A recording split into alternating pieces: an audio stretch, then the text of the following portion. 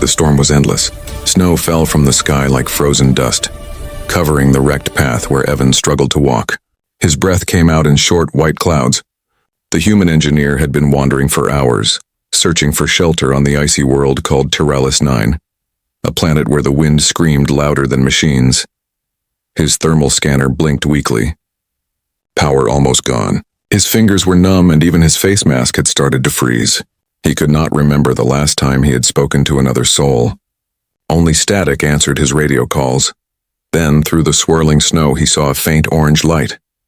A small shape half buried in the frost. Maybe a ruined trading post or an outpost. His legs moved faster, slipping on the ice, his boots crunching hard. When he finally reached the door, it was jammed halfway open. The metal was dented and scorched.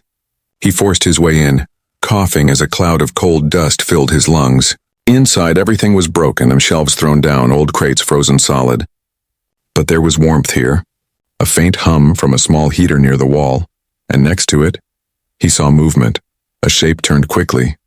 A tall figure, wrapped in torn blankets, silver fur shining under the dim light. Her amber eyes locked on him with fear. In her trembling hand, she held a small blaster, pointed straight at his chest. Behind her, a small child, no more than 5 years old, peeked from behind her tail. The child's fur was soft gold, her ears twitching nervously.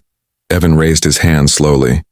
"Hey, easy, I'm not here to hurt you," he said softly. His voice was weak, tired, but calm.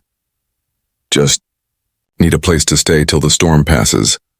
The fox woman said nothing. Her tail flicked sharply, a warning sign. Her fur bristled as her eyes glowed brighter. Evan sighed. He slowly dropped his heavy pack to the floor and unzipped the side pocket. The woman tensed, ready to shoot, until he pulled out a small metal thermos. Steam hissed out as he opened it. A rich, sweet smell filled the room. Hot chocolate. He poured some carefully into a cracked cup and placed it on the ground between them. "It's warm," he said quietly. "You both look like you need it more than I do." The child's nose twitched. Her little ears perked up as she sniffed the air. She took a small step forward, but her mother quickly pulled her back. Evan smiled gently. "See, it's safe. Just chocolate and warmth." He took a sip first, showing it wasn't poison. Then he placed the cup down again and slid it toward them. The woman hesitated. Her eyes studied his face, then the drink. Slowly, she crouched down, took the cup and raised it to her nose. For a moment, her expression softened. She whispered something in her language, something that sounded like Katel, memory of peace. She gave the first sip to her child. The little fox girl's face lit up instantly, her tail wagging as she giggled softly for the first time. Evan chuckled. "Guess that's a yes." The mother looked at him, still cautious but less afraid. Her voice was rough, almost unused. "You human?" He nodded. "Yeah, name's Evan." She looked at the cup, then back at him. "Lyra," she said finally. "This is my kit, Mira." Evan nodded again. "Nice to meet you, Lyra." "And Mira." The storm howled louder outside, shaking the walls. Evan sat near the heater, wrapping himself in his jacket. Across from him, Lyra and Mira huddled together, still watching him, but not with fear anymore. As the night deepened, the wind sang outside, but inside the ruined post, the soft smell of chocolate and the gentle warmth of shared silence filled the air. Evan didn't know it yet. But that small moment, a cup of warmth between a human and a foxwoman, would change their lives forever. Morning came slowly on Tyralis 9. The storm had passed, but the world outside was buried under layers of white silence. Inside the broken trading post, the small heater flickered weakly. Evan woke up to the soft sound of someone moving nearby. When he opened his eyes, he saw Lyra, the foxwoman, crouched near the fire. She was melting snow in a small metal pan. Her fur shimmered softly in the dim light, and the little kit Mira sat beside her, tail wrapped around her legs, humming a gentle tune. Evan smiled faintly. For the first time in months, he didn't feel alone. "Morning," he said quietly, stretching his arms. Lyra turned, startled for a moment, then relaxed. "The storm, gone?" she said slowly, still speaking in broken human words. "Yeah." Evan nodded, rubbing his hands. "But the snow's too deep. We'll be stuck here for a bit." Lyra's ears flicked nervously. "Hunters may come," she whispered. Evan frowned. "Hunters? For you?" She didn't answer at first. Her golden eyes looked far away, filled with old pain. Finally, she said, "They want me dead. I broke the law of my clan." Evan leaned forward. "What did you do?" Lyra stared at the floor. "I saved a human soldier during the border war. My people said humans brought ruin. They said mercy is weakness." Her voice trembled. "But that soldier, he had eyes like yours, kind, scared. I couldn't let him die." Evan was silent. He remembered hearing stories about the Fox clans, fierce warriors loyal to tradition. He never imagined one would risk her life for a human. Mira tugged at her mother's sleeve. "Mama, is he bad human?" she asked softly. Lyra looked at Evan, then shook her head slowly. "No, little one. Not bad, just lost." Evan smiled sadly. "Yeah, that's true." He stood up and began checking the old transmitter in the corner. It was covered in frost and dust, but maybe still repairable. "What are you doing?" Lyra asked. "Trying to get a signal out," he replied. "If I can fix this, maybe someone will hear us. Rescue ship, patrol, anyone." Lyra tilted her head. "You fix machines?" "Engineer," he said proudly, tapping his chest. "That's my thing." Mira laughed softly when he dropped a tool and cursed under his breath. "Human funny," she said, hiding her giggle behind her paws. Evan grinned. "Glad someone thinks so." The mood lightened. Hours passed as he worked, and Lyra watched carefully, sometimes handing him tools, sometimes teaching Mira how to wrap dried rations in leaves.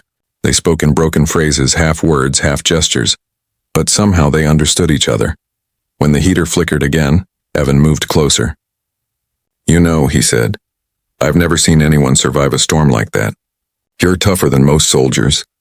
Lyra's ears lowered slightly and a faint smile touched her lips. "You speak like friend," she said softly. "Guess I am," he replied. Outside, wind howled again, but softer now, like a whisper. That night, they shared what little food remained. Evan handed Mira the last piece of dried fruit. The little kit pushed half of it back toward him. "Share," she said firmly. Evan chuckled and took it. "Deal." As they sat by the weak glow of the heater, Lyra watched them quietly. Something warm stirred in her chest, a feeling she hadn't felt in years. Safety, trust, maybe even something deeper. For the first time since her exile, Lyra didn't feel hunted. She felt home. And though Evan didn't know it, that night he had made a silent pact, not just for survival, but for something far greater. A fragile bond between two worlds, sealed with warmth, courage, and a shared cup of trust. The night was quiet. Too quiet. The kind of silence that made even the air feel heavy. Evan sat near the heater, staring at the blinking light of the broken transmitter. It still wasn't working. No matter how many wires he twisted together. Lyra slept on the other side of the room, curled protectively around Mira, her tail wrapped around the little one like a blanket. Outside, the storm had died completely. But instead of peace, the silence felt dangerous. Evan's instincts, those old soldier instincts he tried to forget, started to tingle again. Then he saw it. A flash through the frosted window. A red light sweeping across the snow. Not lightning. A scanner beam. His heart stopped. Evan grabbed his rifle and rushed to the window. Shapes moved in the distance, dark silhouettes against the white. At least 3 of them, maybe more. Each wore glowing visors that cut through the night. Hunters. He turned back fast. "Lyra, wake up!" Her eyes opened instantly, wild and sharp. The moment she saw his face, she knew. "They found us," she whispered. "How?" he asked. She shook her head. "They track my scent. My people never forgive traitors." Mira whimpered softly in her sleep. Lyra pulled her close. "I will take her and run," she said quickly. "You stay here. They want me, not you." Evan clenched his jaw. Not a chance. Before she could argue, he started barricading the windows with metal panels. "You think I'm gonna let them kill you in front of your kid? Not happening." Lyra hesitated, watching him move with precision, using every scrap of metal and wiring to build traps. She had seen soldiers fight before, but not like this. There was no hate in his eyes, only determination. When the first blaster bolt hit the wall, the whole room shook. Mira cried out as Lyra covered her ears. Evan returned fire from the corner, hitting a shadow through the window. One down. Lyra joined him, her old warrior instincts awakening. She darted forward, quick as lightning, firing from behind cover. "Left side," she shouted. Evan nodded, tossing a smoke grenade toward the door, the world filled with gray mist and sparks. Through the chaos, he saw one of the hunters leap forward, tall, armored, moving like a predator. Evan raised his weapon but was too slow. The hunter kicked it aside and aimed a blade straight at him. Before it could strike, a blur of silver fur shot between them. Lyra slammed into the attacker, claws flashing. The two crashed against the wall, the hunter's mask cracking. She hissed, eyes burning with fury. "You will not touch my family." The word family froze the hunter for a split second, and that was enough. Evan fired one clean shot. The hunter fell. When the smoke cleared, the room was silent again. 3 bodies lay in the snow outside. Mira peeked out from behind a crate, shaking. "Mama?" Lyra rushed to her, holding her close. Her hands trembled, her fur wet from melted snow and blood. "It's over," she whispered. "It's over now." Evan lowered his gun slowly, breathing hard. He sat against the wall, exhaustion washing over him. "That was intense." Lyra looked at him. Her voice was soft but filled with something new. "You fight like my kind once did, with heart." Evan smiled faintly. "Guess I learned from the best." Mira looked at both of them, her small voice trembling but clear. "Papa saved us." Evan froze. Lyra looked shocked. The little kit crawled into his lap, her tiny hands clutching his jacket. Lyra opened her mouth but said nothing. For the first time in her life, she didn't know what to say. Outside, the red glow faded into the snow. Inside, a strange warmth spread in the cold silence. A human, a foxwoman and her child, bound not by blood, but by courage and a promise born in fire. Morning came pale and cold. The blizzard had stopped, leaving the trading post surrounded by an endless field of silver snow. Smoke from the night's battle still drifted across the horizon. Evan stood outside repairing the broken antenna on the roof, his breath fogging in the air. Every muscle in his body ached, but he refused to rest. He had a promise to keep, to get Lyra and Mira to safety. Inside, Lyra watched him through the cracked window. His movements were careful, steady, like a man who had rebuilt broken things 1,000 times before. She felt something unfamiliar twist in her chest. Trust. Mira sat on the floor, drawing in the frost with her tiny claw. "Mama, will the bad ones come back?" Lyra stroked her daughter's fur. "Not for now," she said softly. "Your papa made sure of that." The word slipped out before she realized it. "Papa." She froze, glancing toward the door. Evan hadn't heard her, but Mira smiled brightly, whispering, "Papa brave." Lyra sighed, shaking her head, though her lips curved in a faint smile. When Evan came back inside, he set his tools down and stretched. "Transmitter's alive again, but the signal is weak. Maybe someone will pick it up." Lyra nodded, her eyes distant. "Your people. Will they come?" "Maybe," he said. "Or maybe they've stopped listening to distress calls from this sector. Too many old wars left scars here." Her gaze lowered. "Wars always started with pride," she whispered. Evan looked at her curiously. "You've seen it?" She hesitated, then walked toward the small metal chest she kept under the broken counter. With trembling hands, she opened it. Inside lay a hololog crystal covered in dust. She placed it on the table and pressed a small rune. A blue light shimmered into the air, forming a glowing image. A group of foxfolk standing beside human explorers, smiling, holding mugs of steaming chocolate. Evan's eyes widened. "Wait, humans and foxfolk together?" Lyra nodded slowly. "Long ago, before the Great Divide, my people called it the Warm Cup Treaty. Your kind and mine shared food, warmth, stories, peace." Evan stared at the hologram, a human captain shaking hands with a fox matriarch. "So it's true," he whispered. "Our histories said it was a myth, a story to make kids believe peace was possible." Lyra touched the glowing image of her ancestor. It was real. But when humans expanded deeper into space, our leaders grew afraid. They burned the archives. Anyone who spoke of it was called a traitor. Her voice trembled. "That is why they hunted me. I remembered the stories. I believed the old ways still mattered." Evan clenched his fists. "Then we need to show this to the world. This changes everything." He picked up the transmitter and adjusted the frequency. "If I can send this data to any nearby outpost, we can prove the truth, that humans and foxfolk were once allies." Lyra hesitated. "If you send it, my people will come for us again." He looked at her seriously. "And if we don't, they'll never stop hunting anyone who believes in peace." Silence hung between them. Mira tugged at her mother's sleeve. Mama, if everyone knew, would they stop fighting? Lyra smiled sadly. Maybe, little one. Maybe they would. Evan connected the hololog to the transmitter. The signal light blinked, weak but alive. It's sending, he said softly. Outside, thunder rumbled far off. Dark shapes appeared again on the white horizon. Not hunters this time, but something bigger, something official. Lyra's ears twitched. They heard us, she whispered. Evan met her eyes. Let's hope they're the right ones. As the signal pulsed into the sky, the old trading post glowed faintly in the sunrise, a forgotten ruin becoming the birthplace of something new. The sky above Teralis 9 had turned crimson by midday, and a warning color that meant danger in every language. The transmitter pulsed steadily, its signal now reaching deep into space. But with every blink of light, Evan's fear grew. Someone was listening. He just didn't know who. Inside the post, Lyra packed supplies while Mira clutched her old plush toy, a small fox made of dried moss. Mama, where will we go? She asked. Lyra smiled weakly. Someplace warm, little one. Someplace without fear. Before she could say more, Evan burst through the door, snow flying off his coat. They're coming, he said, breathless.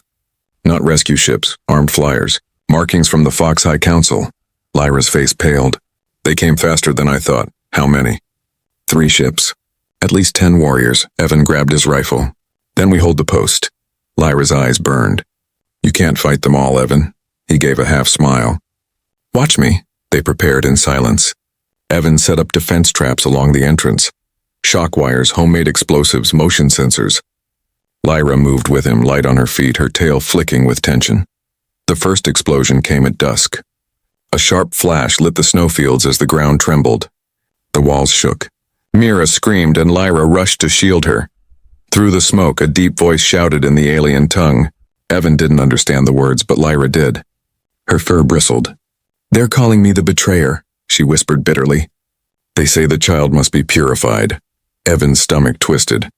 They're not taking her. Not while I'm breathing. Blaster fire cracked through the door. Evan dove for cover, returning fire with precision. The trading post filled with flashes of blue and red light, echoing off the metal walls. Lyra joined him at the barricade, her twin pistols blazing. Her movements were wild yet graceful, a dance of rage and sorrow. She moved faster than the human eye could follow. Left flank, she cried.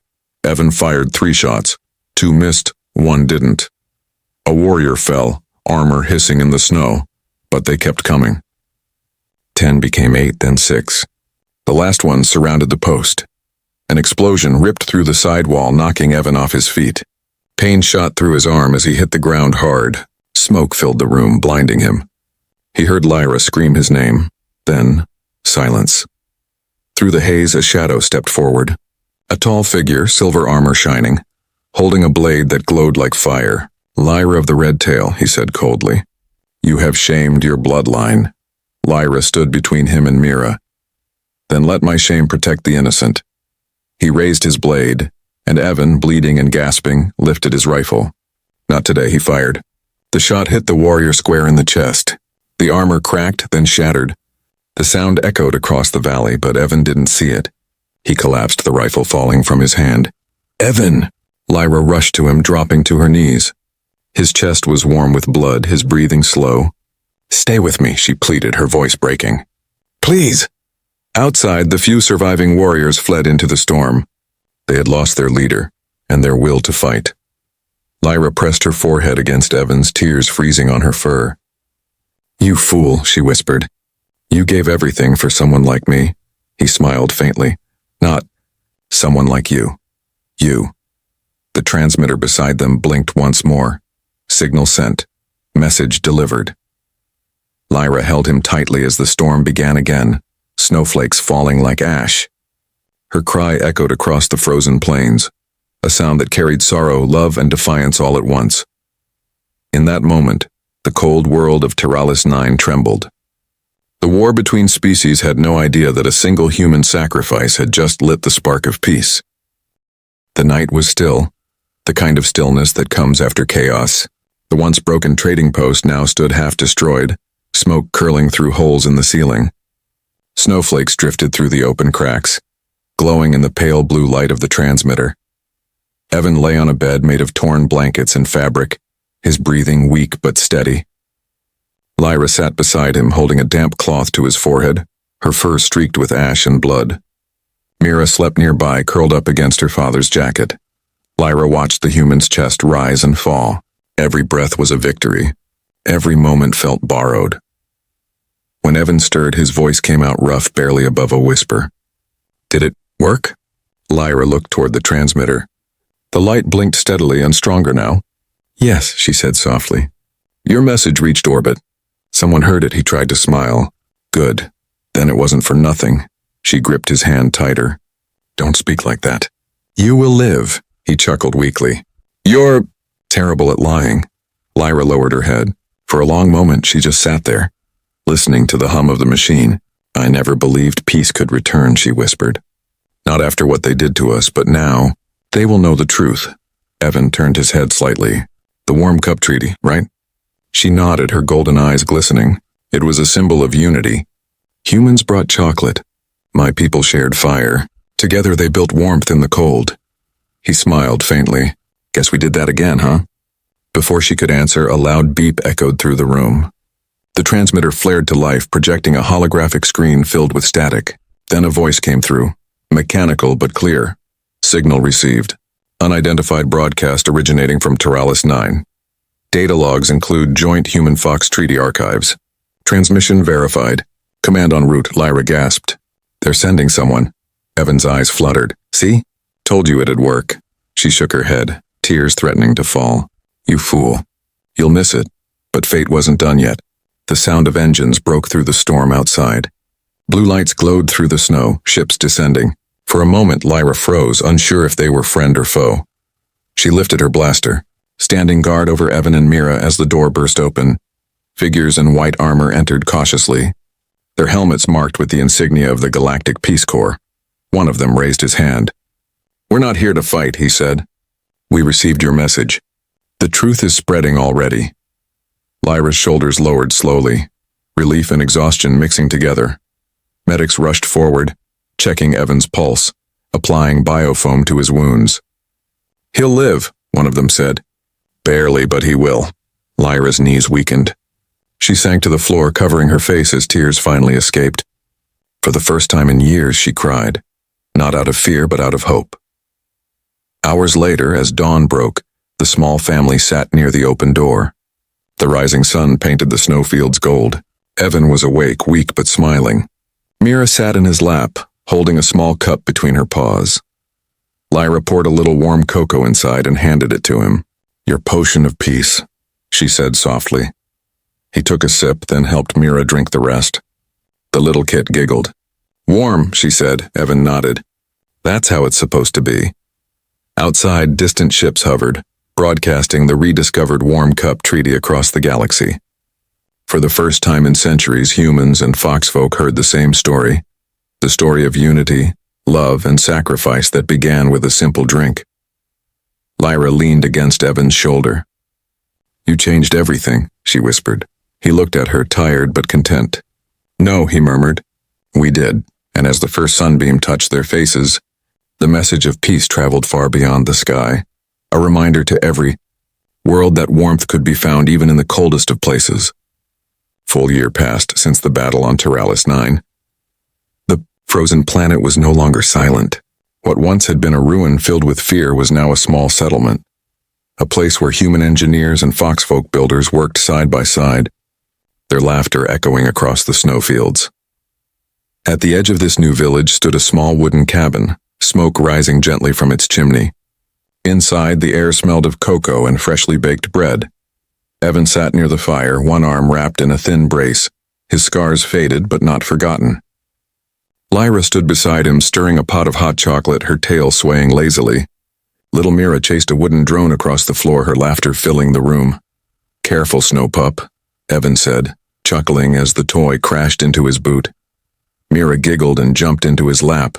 "Papa, I made it fly higher today." He smiled, brushing a lock of silver fur from her eyes. "You're getting stronger every day." Lyra watched them, warmth in her gaze that no fire could match. "You humans," she teased, "you build machines to do everything." "Even toys," Evan grinned. And you foxfolk still think everything can be fixed with a growl and claws. She laughed softly, a sound that once had been rare, now daily. Outside, music echoed faintly from the village square. It was the night of the Warm Cup Festival, the first celebration of peace between their species in over 2 centuries. Lanterns floated in the sky like tiny stars, and banners showed both human and fox symbols intertwined, the mark of a new alliance. Time to go? Evan asked, standing carefully. Lyra nodded. The council expects us. You are, how do humans say, the heroes of Coco? He laughed. That's one way to put it. Mira ran ahead, waving her tiny flag, her fur glittering under the moonlight. When they reached the square, dozens of people and foxfolk greeted them with cheers. Someone handed Mira a cup of steaming chocolate. She raised it high, mimicking the adults. To family, she squeaked. The crowd echoed her words. To family. For a moment, the universe felt quiet again. Not with fear this time, but peace. Evan looked at Lyra, their eyes meeting beneath the soft lantern glow. Remember the first time we shared this drink? He said. She nodded slowly, smiling at the memory. You looked like you were dying. I thought you were mad offering that strange brown water. And now, she leaned closer, her tail brushing his arm. Now I know it was a promise. The music swelled. Children, human and fox, and danced together, tails and scarves twirling in the snow. The smell of cocoa, sweet and warm, drifted through the air. Mira tugged at their hands. Dance with me, Evan groaned jokingly. I can't dance, Lyra grinned, pulling him forward. Then learn. They joined the circle of dancers, clumsy but laughing. For the first time in his life, Evan felt what home truly meant. Not a planet, not a structure, but people who stayed even when everything fell apart. When the dance ended, the crowd gathered around the large fire. Lyra stood beside the council elder, who lifted a carved wooden mug. Let this flame burn as a reminder, he said. That warmth shared between hearts can end any war. Evan took Lyra's hand. Mira leaned against his leg, yawning. Lyra whispered, You could leave now, return to your colony. You're free. He looked at her, smiling softly. I already found what I was looking for. Snow began to fall, gentle, endless, and peaceful. Lyra leaned her head on his shoulder, and Mira climbed into his arms. Together they watched the lanterns rise into the starry sky. One drifted higher than the rest, glowing golden. Lyra pointed to it. That one's ours, Evan nodded. A light for a new beginning. The camera of the universe pulled back, a family framed by snow, fire, and stars. The human, the fox woman, and their little kit. Once strangers divided by fear. Now, one big family united by a simple, timeless truth. Sometimes peace begins with nothing more than a shared cup of warmth.